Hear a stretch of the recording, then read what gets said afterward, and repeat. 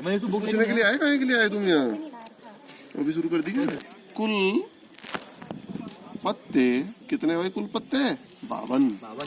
Okay, अब ध्यान से सुनना बात। इसने क्या कहा भाई? इसने कहा 52 ताशों की पत्ती में से 52 ताशों की गड्डी से एक पत्ता खो जाता है, शेष पत्तों से 2 पत्ते निकाले जाते हैं। देखो कितनी घटना है। पहले तो एक पत्ता खो गया, तो 52 से 2 एक हो गया, कितने रह गए? 51। अब उन 51 में से क्या कहा इसने? 2 पत्ते निकाले जाते हैं, जो ईंट के पत्ते हैं। जो 2 पत्ते निकाले वो कहाँ के हैं? ईंट के पत्ते। आगे बढ़ो। खो गए पत्ते की ईंट होने की प्रायिकता क्या है? जो पहला है वो खो गया भाई, जो एक पत्ता 52 में से निकला वो खो गया, और वो कहाँ का है? ईंट का।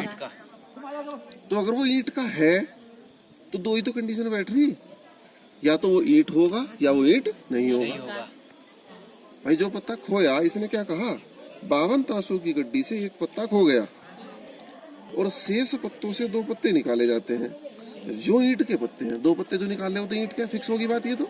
फिर क्या कहा इसने? खो गए पत्ते की ईंट होने की प्रायिकता क्या है?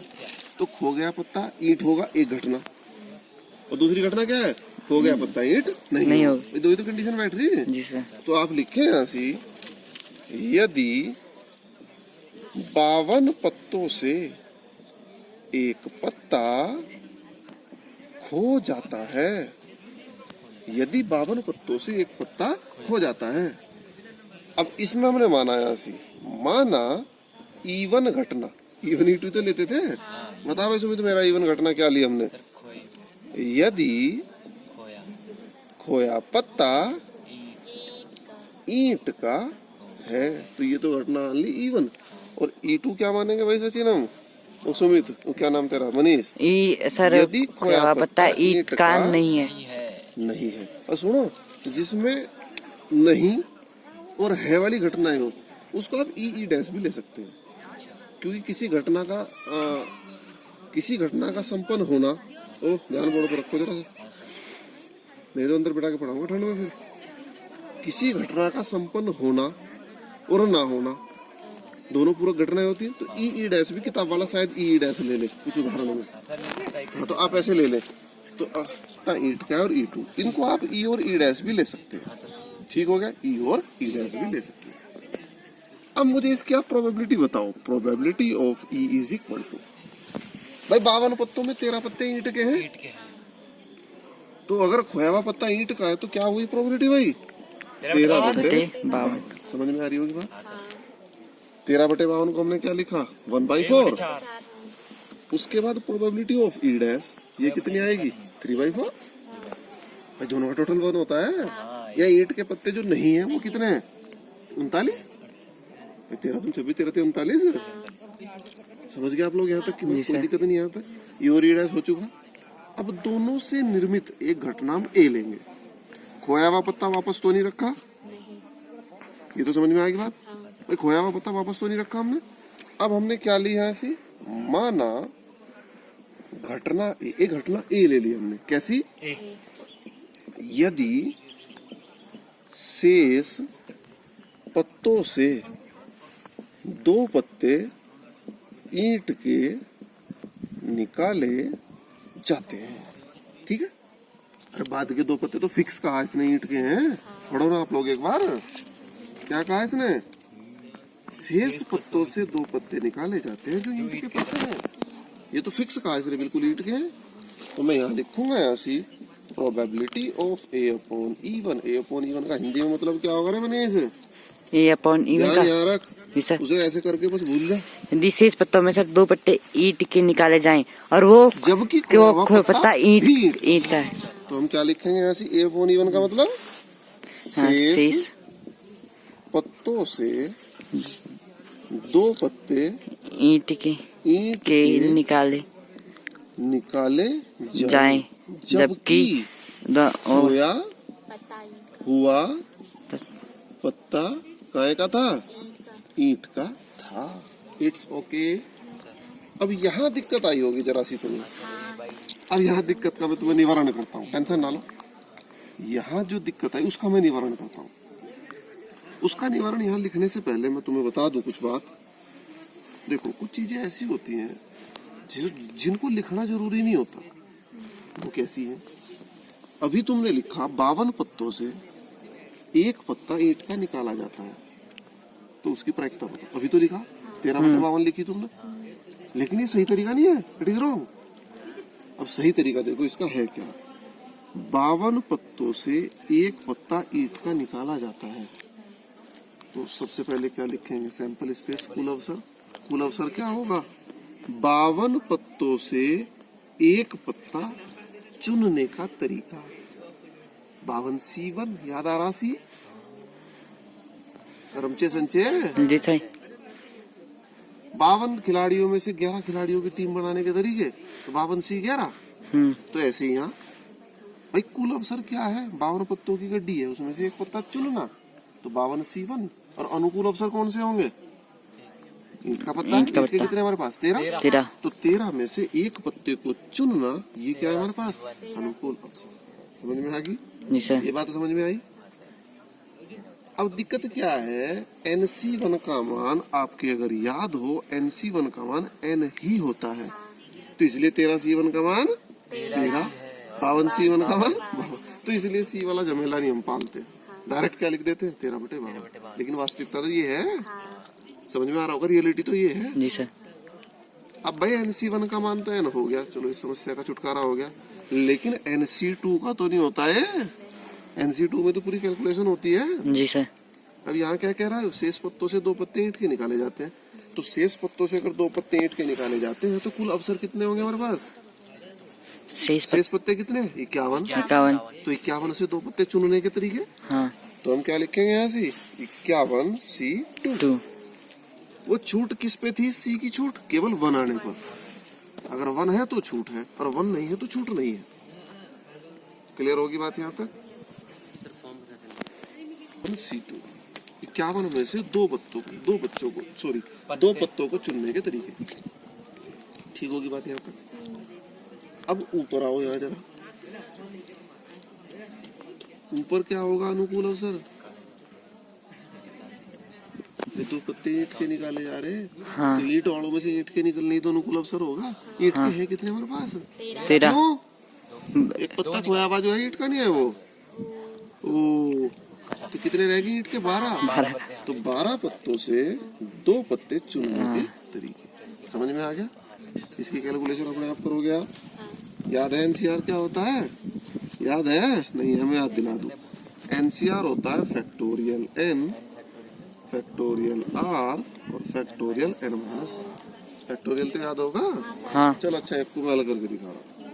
फिर तुम कहोगे फैक्टोरियल 12, फैक्टोरियल 2 और फैक्टोरियल 12-2 यानी 10। हाँ। अपोन वाला आप खुद सॉल्व करोगे, ठीक है? उसके बाद इससे आगे मैं इसको सॉल्व करता हूँ, एक करके दिखा रहा बस। दूसरा तुम अपने आप करोगे। समझ में आ रही ना बात? और ये भी समझ क्यों गलतियां कहाँ हो रही थी तुम्हारी। लेकिन ये तब आएगा जब तुमने करा घर जाके, नहीं करा फिर कुछ नहीं आएगा समझ। तो यहाँ क्या है भाई? 12 को आप क्या लिखेंगे? 12 गुणा 11 गुणा 10, और 10 पे आप रोक देंगे इसको, क्योंकि 10 नीचे है। छोटे वाले को रोक देते हैं, 2 को 2 इंटू और 10 को फैक्टोरियल 10 से 10 कैंसिल। 2 6 12, 11 6 66, और अपोन में आ जाएगा कुछ भी। समझ गए आप लोग? जी सर। अब ये हमारे पास कितनी आ गई? Probability of A upon E1। अब मैं क्या लिखूंगा भाई यहाँ से? Probability of A upon E2। A upon E2 का हिंदी में मतलब क्या होगा भाई? बताओगे आप मुझे? बोलो। शेष पत्तों से 2 पत्ते ईंट के। ये तो फिक्स है ना बात वाला का एकदम। जबकि खोया निकाले जाते हैं। जबकि खोया हुआ पत्ता ईंट का नहीं है। खोया हुआ पत्ता ईंट का नहीं है। ईंट का नहीं है। समझ में आ गई बात? जी सर। तो भाई जरा जो अनुकूल को छोड़ दो, कुल अवसर तो सेम ही रहेगा। जी सर। भाई कुल में तो वही है कि भाई 51 से 2 पत्ते चुनने, तो 51C2। लेकिन अनुकूल में क्या होगा इस बार? अनुकूल जब एक पत्ता था खोया हुआ। हाँ। ईंट। अब सर ये 49 हो जाएगा इस बार। इस बार ईंट वाला नहीं खोया, वो कोई और सा खो रखा। हाँ। तो इस बार अनुकूल में कितने हैं? 13 ईंट, 13 में से 2 चुनना। अच्छा, दो तो समझ में आ गया? 13 सीट यहाँ कितना आएगा आपके पास? 13 टू। ठीक है। अब आप क्या लिखेंगे यहाँ? अभीष्ट प्रायिकता कैसे? बेज थ्योरम से। तो बेज थ्योरम से पहले तो टोटल ही लिख दो आप यहाँ। क्या? अरे मैंने फिर से E1 E2 लिख दिया, कोई दिक्कत तो नहीं? नहीं सर, ई डैश था वैसे ना, इससे तो कोई दिक्कत नहीं, तो समझ में आएगा। नहीं sir. Probability of E dot probability of E. ऊपर कौन से वाली आएगी? पढ़ो किताब में। खोया हुआ पत्ता ईट का है शायद, वो वाली आएगी शायद, पहले वाली। खोए गए पत्ते की P P E dot P A upon E, और इधर क्या आ जाएगा? P E upon. कर दो कैलकुलेशन, और मुझे उम्मीद है समझ में भी आ गया होगा। और पूछो कौन सा लेना। इसको क्या कहा था शुरू में? मान लीजिए कि कोई लड़की एक पासा उछालती है, ठीक है? पासा उछालने पर 1 2 3 4 5 6 आएगा, तो सभी को पता है। यदि उसे 5 या 6 संख्या प्राप्त होती है तो वह एक सिक्के को 3 बार उछालती है। सुन लो क्या क्या कहा इसने। और चितों की संख्या को नोट करती है, टेल की संख्या को नोट भी कर रही है। आगे बढ़ो। यदि उसे 1 2 3 4 की संख्या प्राप्त होती है, जब पासा फेंका तो उसके पास 6 विकल्प है, 1 2 3 4 5 6। जी सर। तो पहले में उसने क्या रखा? 5 6, और दूसरे में क्या रखा उसने? 1 2 3 4। तो उससे आगे की घटना तो बाद में हुई ना, तो पहले E1 E2 मान ले। पहले E1 E2 तक तो समझो आप। जी सर। तो हम लिखते हैं ऐसी, एक लड़की पासा, बहुत इंपॉर्टेंट क्वेश्चन है भैया, उछालती है। जब एक लड़की ने पासा उछाला तब E1 जो घटना ली हमने, वो क्या ली भाई? पासे पर 5 या 6 प्रकट होना। और E2 जो ली हमने, पासे पर 1 2 3 4 प्रकट होना। बाकी सब काम तो बाद में ही है। चलो अब आप लिखेंगे यहाँ प्रोबेबिलिटी ऑफ E1 2/6 और प्रोबेबिलिटी ऑफ E2 4/6। तो एक पड़ाव से हम गुजर चुके। अब नेक्स्ट स्टेप पे चलते हैं। क्या कहा? ठीक है, 5 और 6 आने पर अगर 5वें 6 आ गया तो वह एक सिक्के को 3 बार उछालता। ठीक है भाई। तो इसने क्या करा भाई? माना, पहले पूरा पढ़ ही लो, आगे क्या कहा इसने।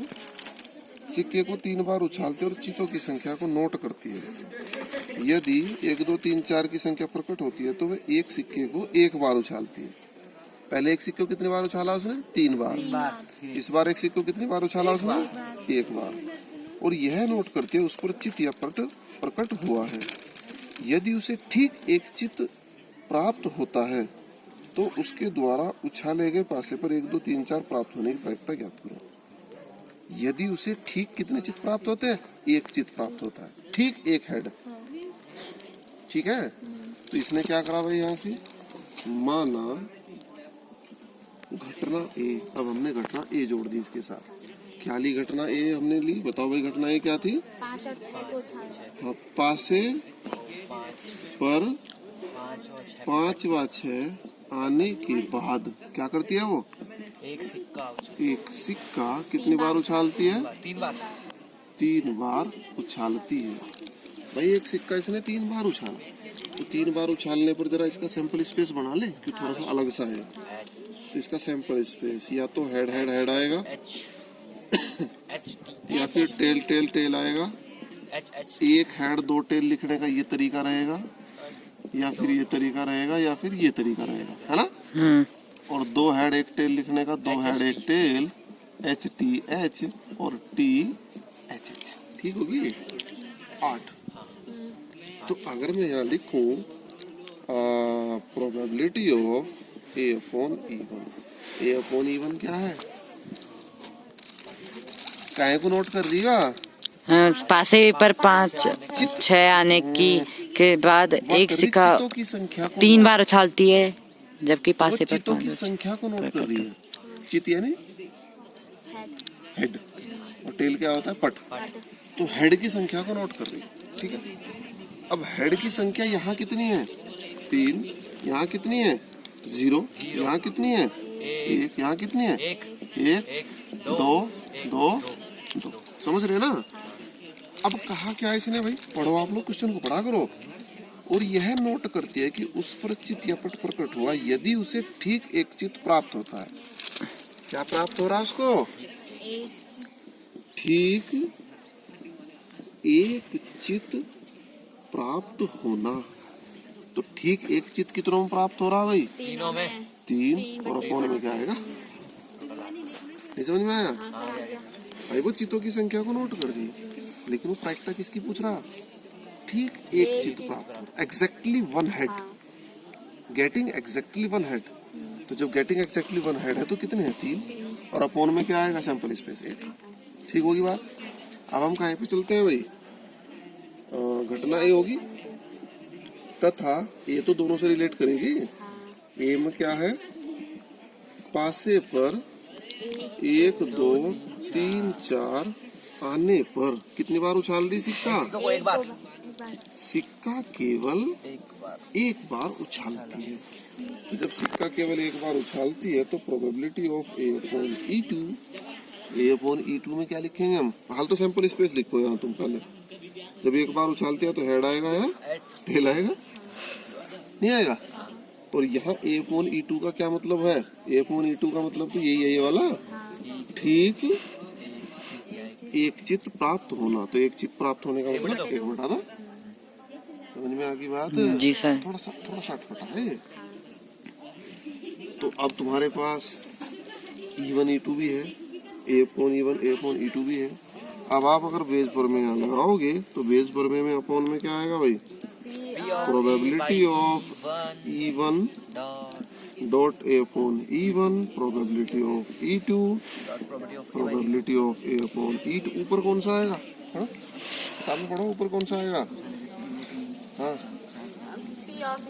हाँ E2।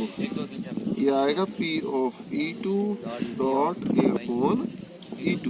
और यहाँ P of E2 upon E। और यहाँ लिखोगे अभीष्ट प्रायिकता बेज प्रमेय के द्वारा। तो रख दो जरा इसका मान, इसे तो कैलकुलेट कर ही लो एक हाथ को तो पूरा। E2 कितना है रे? 1/3। सॉरी नहीं सर, 2/3। 2/3। और ये कितना है? 1/3। तो यहाँ आपने लिखा 2/3 गुणा 1/2, 2/3 गुणा 1/2 प्लस 1/3 गुणा 3/8। तो क्या करें? 2 से 2 कैंसिल, 1/3। ऊपर तो फाइनली कितना आ गया भाई? 1/3 आ गया। 1/3। ठीक है, ऊपर का तो कार्यक्रम पूरा 1/8 प्लस 1/8 प्लस 1/3। 1/3। तो नीचे एक काम करें, 1/3 तो यही नीचे 24 कैल्शियम ले लें। हाँ। और 3 प्लस 8। ये ऊपर गया 24 गुणा 1 और 3 गुणा 11। 3 8 24, 8/11। चेक करो भाई, आंसर ये है। ज्यादा दूर मत जा। सर हो गया। बंद कर दे।